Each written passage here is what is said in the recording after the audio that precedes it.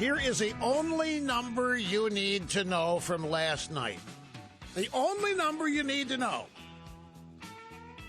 43% of Democrats watching the State of the Union liked it.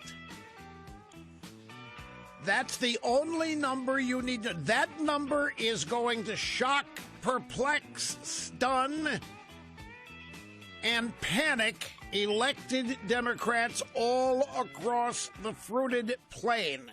Greetings, my friends. Great to have you. Rush Limbaugh, the EIB Network, and we're raring and ready to go.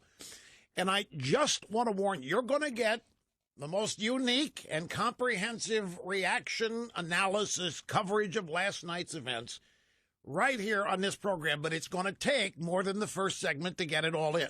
So be patient. I have to laugh. The media will do anything to avoid having to cover this today. And lo and behold, they've had a godsend. A train carrying Republican members of Congress on the way to a retreat somewhere somehow ran into and wiped out a dump truck. Now, on CNN, they are televising tweets, and the tweets all read, GOP train crashes into dump truck. It's though the Republicans driving the train and saw a dump truck and probably thought that an illegal immigrant was driving it, and so steered the train into the dump truck to wipe it out. This is going to be, that's an exaggeration, but this is going to be how this story is positioned. Admittedly, it's an exaggeration, but when you say GOP train instead of train carrying GOP members, GOP train, that means you can picture Paul Ryan as the conductor. And it probably put Louis Gohmert in there as the engineer, and they see a pickup truck, and they see trash, and they see an illegal, and they go off the rails to wipe out. And, of course, the news of it is the driver is receiving medical treatment. Members of Congress are okay. ... Ho-hum. I mean, I just saw this. I know these people, folks. This is why I know how they are in the CNN newsroom and at the MSNBC newsroom. I know how they're reacting to this. They see this as an opportunity to paint the Republicans in a heartless light. It's a singular little dump truck, some guy that the Trump economy has bypassed, because if it hadn't, he wouldn't be driving a dump truck. And it wasn't just a train that wiped out his little dump truck. It was the GOP train. Anyway, that will not prevent us from staying. There is a fatality now, one fatality related to crash. See, Fox is saying train carrying Republicans. And now CNN on their graphics says train taking GOP Congress members. But they've been running, some infobabe has been tweeting about it, and they've been televising her tweets, GOP train. At any rate, that number, 43% of Democrats, and this is a CBS News flash poll after the event. You want to know something else funny about this? All of these media people are trying to tell us to ignore their polls from last night.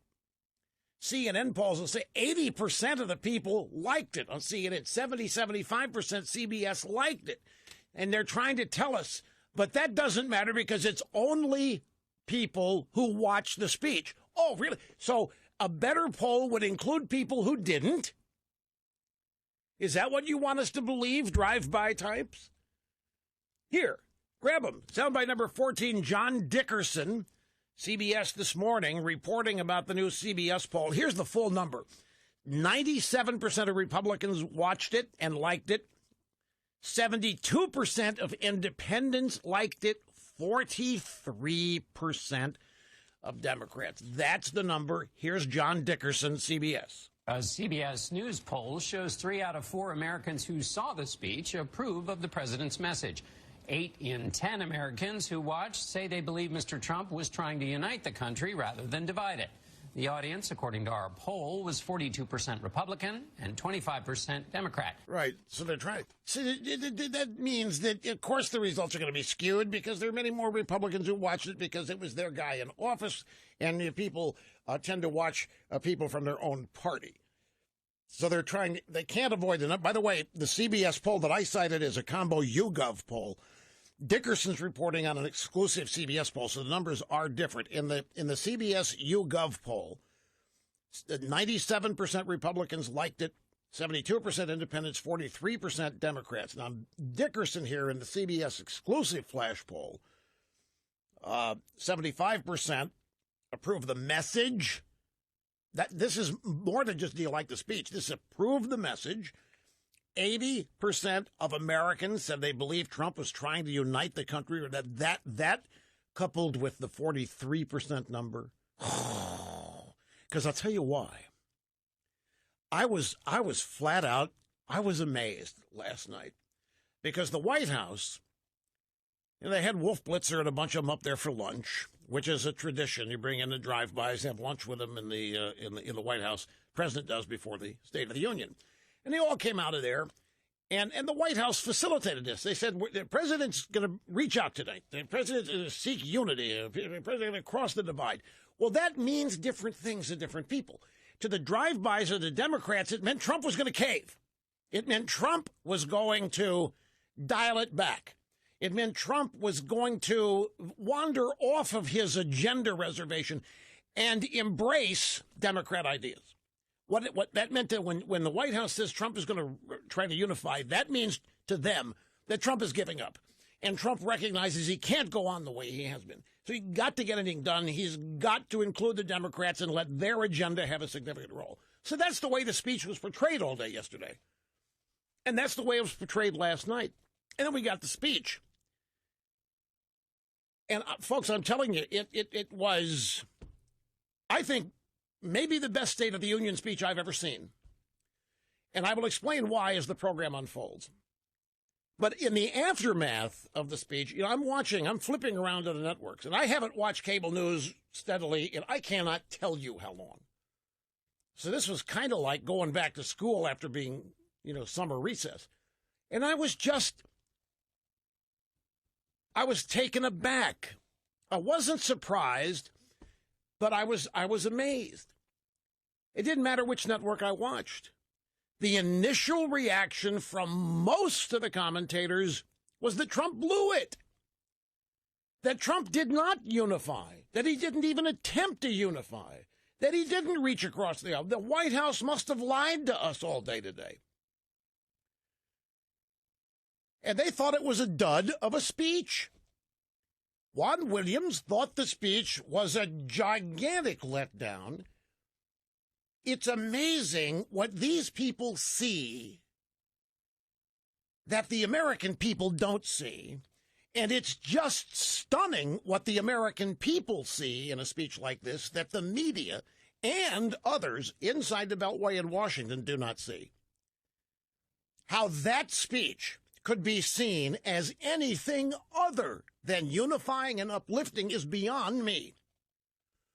Who would not want to celebrate the unemployment rate dipping to an all-time low? Who would not want to unify behind the idea that African American and Hispanic unemployment is at a record low? Who would not want to unify and be thrilled by and excited by and supportive of the president's report last night in general of the State of the Union, which is kick butt? And yet there were the media and there were the Democrats thinking that Trump had failed, the White House had lied, and as such it was a dud of a speech. How could you watch the way the president last night utilized his guests in the audience is the best it has ever been done.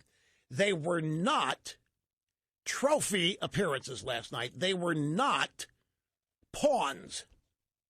They were not used as props. They were used to illustrate what America is. They were used to help explain and define what America is. their stories, who they are, the achievements, the adversity that they overcame is distinctly, uniquely American. It is why they were chosen. They were chosen to inspire. The young man from North Korea waving his crutches. The single best statement against North Korea and a positive statement for the people of North Korea that could ever be made. And the Democrats sat through all of it. And it wasn't that they just sat through all of it. They looked befuddled and confused and angry during stories and illustrations of the greatness of America. They genuinely seemed befuddled by it. They were looking at each other in a confused way, and it wasn't just because the entire Republican side was standing and applauding. They don't get it. Telling great stories about America. In the Democrat worldview, the definition of greatness in America is a minority, a victim, overcoming some American obstacle, usually conservative hate or bigotry. You know, with Obama or Clinton putting people as guests and props, they're not examples of great American achievement. They're examples of people who overcame the inherent bigotry in America. And so the Democrats in that room last night, and probably many of them around the country, they looked a combination of befuddled, looked at each other kind of curiously, confused, and some of them were even angry at every expression of American greatness, every example of American greatness. It was mind-boggling to witness. James Clyburn, who is the father of Steak Clyburn. James Clyburn, a member of Congressional Black Caucasians. Do you know what he said the low point in the speech was for him? I'm not going to make you guess because there are too many things it could be. The low point for him, by his own admission, was when Donald Trump said, Americans are dreamers too. James Clyburn, who is a ranking leader of the Democrat Party in Congress, said that was the low point for him. You know where I first heard that line? Americans are dreamers too, from a caller to this program who was angry about the Democrats' plans for the Dreamers, and the Democrats wanted to drop everything in order to secure citizenship and voting rights and welfare benefits and whatever else for the Dreamer kids. And this guy was on the phone with us.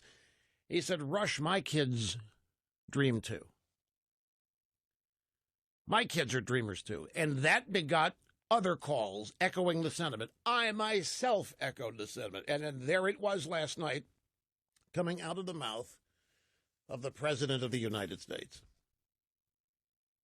Here's another example. This is Audio Soundbite 15. Here we have David Chalian over at CNN. He's with Wolf Blitzer, and they are telling us to ignore their poll of how great Trump did last night because most of the people watching were Republicans. It's not. It's not representative of the country overall. It is a poll of people who watch the speech. Well, who watches a State of the Union address? Fans of the person giving it. So it is definitely an audience that skews a little bit more towards Republicans than Democrats. In the Obama years, it was the reverse. Here's what we found out.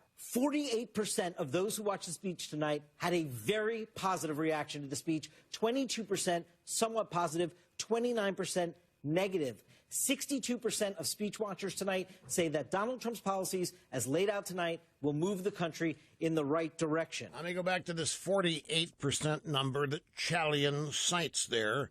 48% of those who watched the speech tonight had a very positive reaction to it. The media tried to say, that's way below Obama. That's way below other presidents. And then people looked it up. And they found out that for both George W. Bush and Barack Obama, the identical number in a State of the Union address in a midterm election year, 48% of the people watching it had a very positive reaction to it. It was identical to Obama's number. Again, I ask, would it have been better if you people at CNN would have polled people that didn't watch it? What is the point of telling us that the poll is the result of people who watch the speech? Of course it is. What would be news is if you went out and polled people like college or campus reform did and interviewed a bunch of students at NYU to ask them what they thought of the State of the Union speech 5 days before it was given, and they all panned it.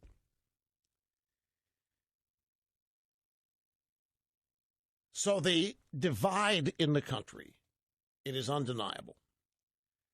The media continues to illustrate they do not understand Donald Trump. The Democrats never, it's hopeless, they never will. The reaction to that speech is a failure. Trump failed to unify. White House might have lied to us. It was a dud of a speech. You talk about a disconnect. And it's more than just expectation. It's more than the fact the White House told them that Trump was going to try to unify. It's what that means to them. When they're told by a Republican communications office in the White House the president is going to attempt to unify in the speech, bring the country together, that means one thing to them. The president has realized he has to adopt the Democrat agenda. And then when that doesn't happen, which it clearly didn't, I mean, the president continued to hammer the NFL last night. The president hammered the NFL big time last night. Here we are just less than a week away from the Super Bowl, and he hammers the NFL. He didn't hammer the NFL. That's the wrong way to put it. He paid homage to America and to our flag. It is undeniable this man loves his country. He loves America. He wants everybody to. And that State of the Union speech last night was, among many other things, a list of reasons why. There was not, did you notice what it was not? There was not a laundry list of new giveaway programs, new spending programs, no promises to cure cancer. There was a promise to reduce generic drug prices, but there wasn't a laundry list of new Santa Claus-type programs. This was a genuine State of the Union. It was the State of the Union. What shape are we in? Where are we headed? And to see the Democrats not only not applauding, but sitting and scowling. And they think they're going to win the midterms. How could anybody argue with anything Trump said last night? Seriously, folks. And where was this Trump hatred, and where was the evidence that we need to invoke the 25th Amendment to get the guy out of there? Where was any of this? Have to take a break. Just getting started here. America's Anchorman, Rush.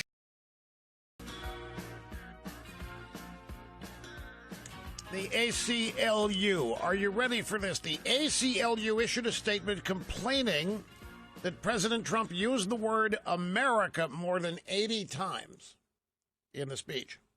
Tonight, President Trump said the word America more than 80 times in his speech. Yet after a divisive first year, we hear and feel how exclusionary his America is, with policies that have harmed so many.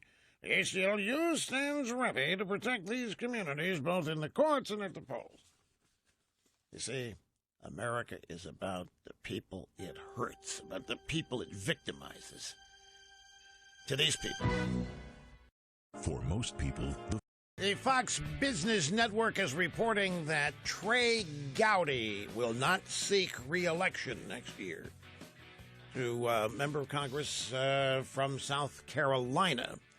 So that makes 11 or 12. A lot of committee chairmen have announced their retirements on the Republican side. Now Gowdy is saying he's not coming back. Jason Chaffetz has left and has joined Fox News as a commentator analyst. And I think Fox pays better than the United States government does. And I have no idea what Trey Gowdy is going to do, but I'll tell you this. I'm just going to tell you. What was I watching? It had to be yesterday. It could have been last night. It was Fox and Friends yesterday morning. I'm watching, and they had their set, their remote set. They were in a hotel rooftop across the street from the White House. And there was about 5 or 6 of them on there. On the far right was Trey Gowdy. And he didn't look like a guest. He looked like a member of that panel. I'm just talking about the image that I got as a viewer. He was interacting with that panel like he was a member of that team and not a guest. And I'll share with you. I had a thought. I said, I wonder if I shouldn't complete the thought, but I had it. I wondered if it was an audition. I wondered if something, because he looked like, you can tell when people are guests and they're acting as guests, and that means they're temporary occupants. And when the segment's over, they split. Trey Gowdy looked like he was on the set as a team yesterday, member of the team. Anyway, he's leaving and he's good. Well, what are you shaking your head at in there? Yeah, you're sad about it. Okay, I thought you were getting mad at me for analyzing it the way I am. Well, no, because I'm used to everybody being mad at me at one time or another for things I think or do. It's been my life. So when I say something and people shaking their heads, uh-oh, how did they hear that? All right, the caller on this program who said, Rush, my kids have dreams too. His name was Ray, and he was calling from Fayetteville, Arkansas. And it was back on February 9th. And here's what he said. We went back, I looked at the transcript of the call. He said, my only thought on this whole DACA Dreamers Act thing is that the American children have dreams too. My children have dreams. It should have never been done. I feel sorry for these kids, but I feel sorry for the immigrants who came into this country legally and now are being put on the back burner while the dreamers get a front row pass. That's not okay with me. And that comment that Ray from Fayetteville, Arkansas made back on February 9th. Wait, can't be February 9th. It'll be January 9th. Because we're not even into February yet. See, but that comment he made has resonated. I've had other people tell me they heard it. I have repeated it myself, and it was uttered last night by the president. Now, I'm not making it up. The ACLU, the American Civil Liberties Union, has complained that Trump used the word America more than 80 times. Complained about it.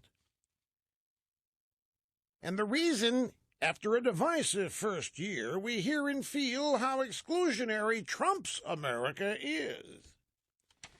And it just makes my point, and I'm going to make it again coming up. Here's another interesting roster of word counts.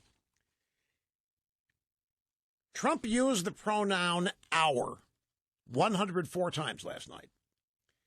He used the word we 129 times. He used the personal pronoun I only 29 times. Barack Obama could say I 29 times in a paragraph. And did. You know, I want to go back. There are records of it. I want to get a comparison. Somebody get me a comparison to the number of times Obama used the word I in it. Just pick a State of the Union speech, and we'll compare it to this. No hurry, but somebody on the research staff, I'm actually asking one person here, can get it. Obama used I or me 100 times, minimum, in State of the Union speeches, and Trump only 29 times. Now, here is an overall review. I think 43% of Democrats liking this speech is the number. But, my friends, there's no question that we live in a balkanized, we're not just divided, we live in a balkanized country. I don't know how many of you took the time to watch the response speech delivered by Joe Kennedy III, who was born on second base. You know, I don't understand the props these people use.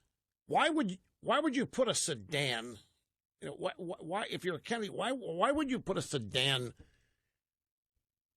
behind? I just don't quite understand that. I feel sorry for the guy because it did look like he was drooling. I didn't think he was drooling, but it looked like it. And that's all it takes. You know, you see what you think is spittle coming down out of the left corner of the mouth. It distracts you. You can't stop. No, it's not. You can't stop looking. You can't stop. It's like the sweat that was on Nixon's mustache area during the debate with Kennedy in 1960. You couldn't miss it. And, of course, sweat equals nerves. And Nixon never had a problem. Meanwhile, Kennedy's made up with anti-sweat makeup. And he looked cool, calm, collected, and so forth. Nixon looked swarthy with the perspiration on the mustache area. It was over. And poor Joe Kennedy III, he says he used too much chapstick and that it was, I don't know, dripping, draining. It may well be because that stuff does shine. It has a shimmer to it. And what I thought I was looking at was a reflection. I didn't think the guy was drooling. If he was drooling, he would like everything, grab his sleeve up there, wipe it off. I don't think the guy knew. And clearly somebody could have seen that before he began. They had all during the State of the Union speech. I mean, Joe Kennedy III didn't show up on that set 30 seconds before it's time to go. Somebody had to park that sedan.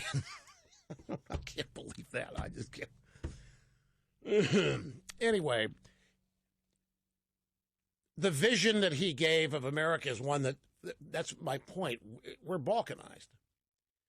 Joe Kennedy's version of America, his vision of America is one of pain, suffering, misery, all brought on by other Americans. Their vision of America is that victim groups are besieged by other Americans and denied opportunity. They are discriminated against. They are laughed at. They are bullied. That was a big theme of his speech because they all think Trump is the bully.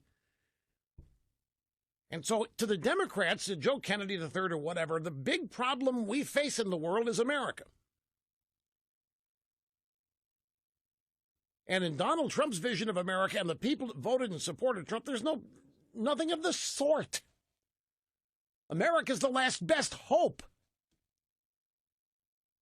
America is the solution. America is the home of prosperity and opportunity and greatness and uniqueness, but not to the Democrats. None of that exists for everybody, even most people. The people that have opportunity and prosperity are the winners of life's lottery to Democrats. But it was just stark, this depiction of this country. I could not get over how lost and confused Democrats were during celebrations and applause during Trump's speech last night. Yeah, they were angry. I mean, but they're always angry. But, my friends, I studied it. Studied their faces. They were lost. Pelosi looked like she didn't put her dentures in right. She was gumming it all over the place. She looked miserable. Chuck Schumer couldn't even hold his head up straight. And the only time Schumer appeared to be even halfway interested was when Trump got into immigration, and then he had a wary eye, a raised set of eyebrows. It's the only time he seemed to be engaged at all. The rest of the time, bored.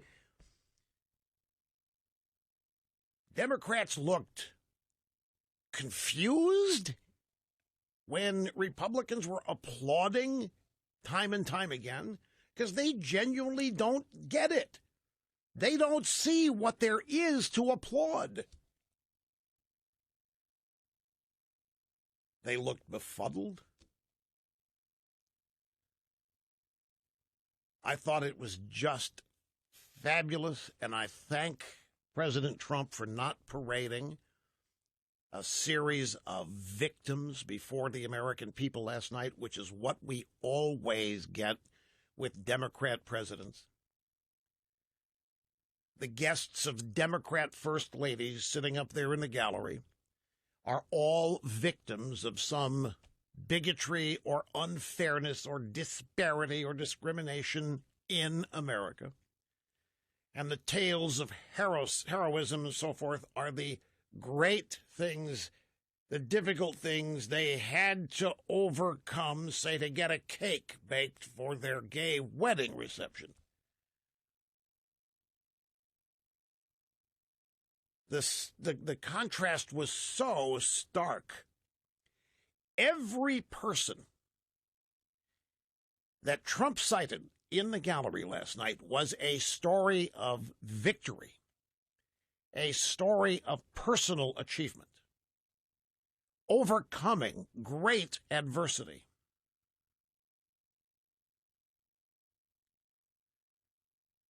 These were stories of devotion, dedication, desire to be American, to become an American, to get to America, to overcome great odds, to help other people in need as first responders or ICE agents. But every story was a story of personal victory, of great achievement, of personal accomplishment, of overcoming great adversity. I just couldn't help contrasting that with a typical Democrat State of the Union where guests in the gallery have overcome mean-spirited Americans, have had to overcome homophobia, have had to overcome people that want to deny people their rights based on religious freedom. People have had to overcome deep, dark discrimination. The things that Democrat heroes overcome are distinctly identifiable as American and conservative. There was no apology for America last night.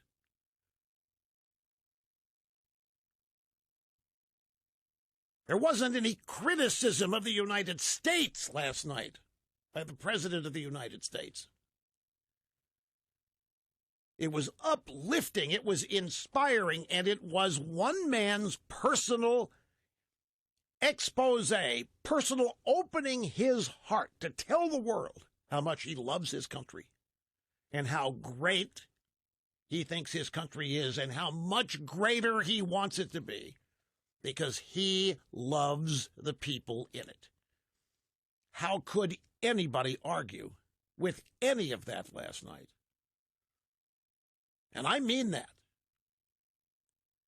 I mean, I know the Democrats are not going to be happy when Trump gloats about getting rid of the individual mandate in Obamacare.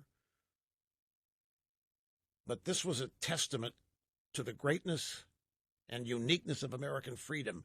How could anybody argue with any of this? The economic results, the tax cut, the wage increases, any of it.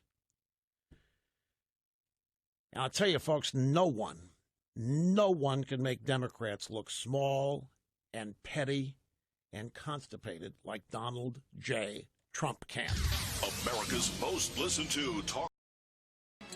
Let us sneak a call in here in the first hour. We will go to Costa Mesa, California. This is John. I'm glad to hear from you, sir. How are you?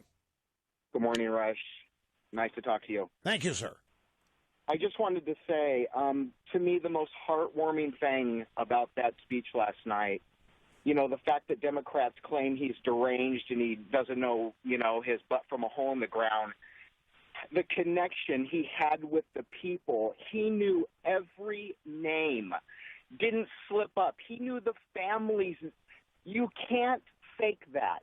That man has a connection with these people. He must have spouted off 50 names, and he was always right. I mean, that is he truly is connected to those people. And to me, he's a great man. Along with you, you're the top two most influential, greatest people I've ever known. I was heartfelt last night listening to him, and I really felt his heart was there. He does care people that don't care, they're not going to try to remember all these facts. And he never slipped up. I appreciate your compliment. I really do. But I think that the important thing of what you're saying is that you've noticed something that I practically begged people to try to understand during the campaign. And that is Trump's connection with his audience, with his voters, with his supporters. Absolutely. Because I understand it. I saw it. I witnessed it every time. And so many people didn't. And I'm talking about Democrats, media types, and even some conservatives didn't get the connection Trump has. Because they fall prey to this business that Trump doesn't care. I mean, one of the things about Trump is he doesn't listen. You can be talking to Trump, and he doesn't hear you. He doesn't even pay attention to you. And the next thing he says to you has nothing to do with what you've just said. And that isn't true. He does listen. If he finds you boring, he won't react to it. He'll continue saying what he thinks and wants you to hear him say. But the idea that he is distant and uninterested and is a narcissist, that's belied by how few times he even used the personal pronoun last night. But that's a really sharp observation of yours. That he had a personal connection with all those people. They were not props. They were examples. They were examples of the best America has to offer from the wide spectrum of life. Even the families who were victims of crime were great examples of how to overcome it, deal with it, family loss. And Trump assured every one of them that every American was with them, that they were not alone. I've never seen tears from the pawns in the State of the Union gallery like I saw last night. Recent polling. New way of doing montage audio sound bites. Coming up, a montage of things Trump said the Democrats remained seated for and did not applaud. It's great. Hang on.